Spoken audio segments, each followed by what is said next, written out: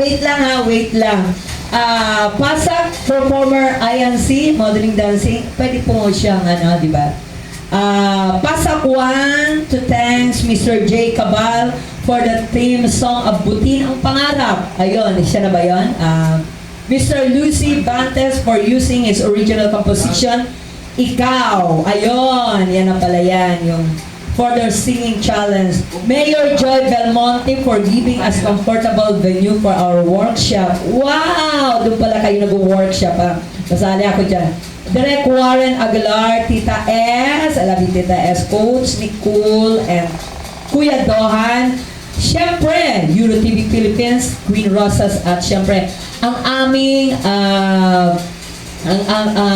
aming pinaka-boss, si Doc Danny Mangahas. Siyempre, ang aming direct na si Sam Martes. At sa lahat po na nandito, yung mga nasa camera, thank you. At sa mga nandun sa loob. At sa mga nanay na nandito, na nakasuporta sa kanilang mga anak, talagang lalo silang lalaki yung confident nila sa sarili na kapag nandyan kayo, nakaano,